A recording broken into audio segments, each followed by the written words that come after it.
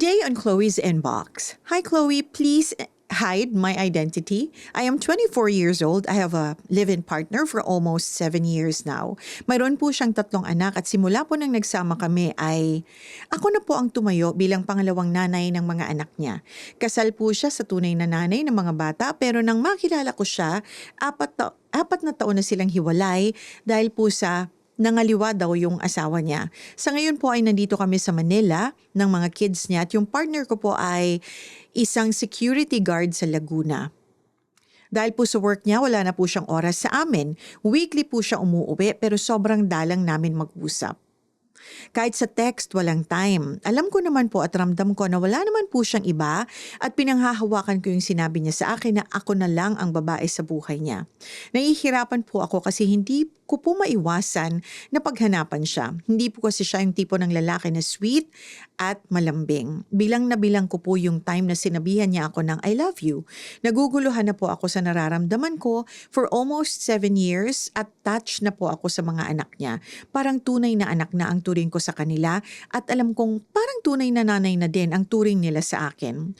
Sa tatay po nila ako ngayon nag-iisip. Hanggang ngayon po kasi hindi ako sigurado kung talagang mahal din niya ako. Minsan sinabi niya sa akin na gusto niya kami na ang magkasama hanggang sa pagtanda at ako daw ang nagbangon sa kanya.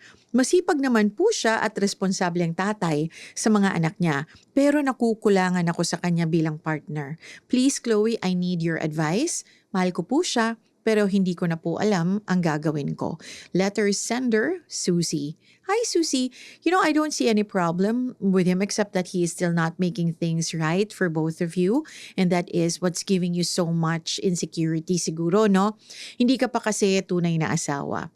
I am sure that you have been told several times by people close to you that you are in the losing end here. You are 24.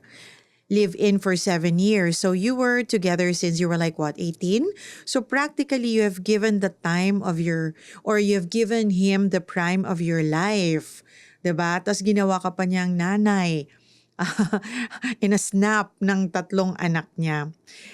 Well, if that makes you happy, then so be it. The problem is not really a problem the way I see it. And the solution is very, very simple. You just have to be honest and tell him and talk to him about what's bothering you.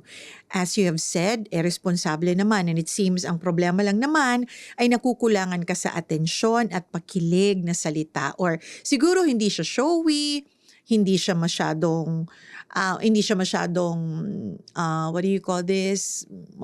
Hindi masyadong nagko-communicate ng pagmamahal niya sa'yo. So duda ka kung mahal ka talaga. Ask yourself muna, what does he have to do? So you will believe na mahal ka nga niya. Pag alam mo na, then tell him about it.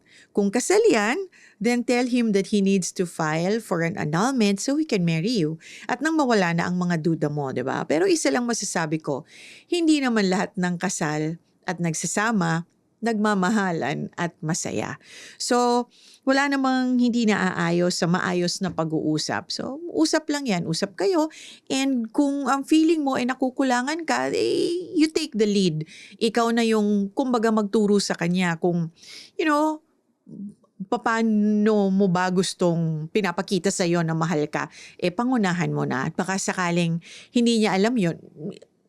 Hindi naman lahat, no? Pero most men kasi very sila. I mean, kung hindi mo sa kanila sasabihin, hindi rin naman. Wala sa kanila yon dahil hindi sila mind reader, kumbaga. So, tell him, sabihin mo sa kanya, ganito yung gusto mo sana. Communicate to him o ikaw na mag-I love you kung gusto mo tapos antayin mo magsabing I love you too, yung mga ganong bagay ba?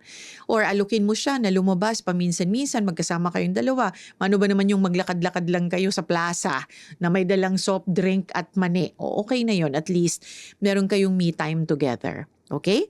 So usap lang yan, kausapin mo, sabihin mo ng maayos kung ano yung gusto mo para maging okay kayo. Thank you so much, Susie, for your letter. I hope I was able to help. Hey, thanks for watching! For more exclusive videos and artist interviews, you can check out our videos by clicking here.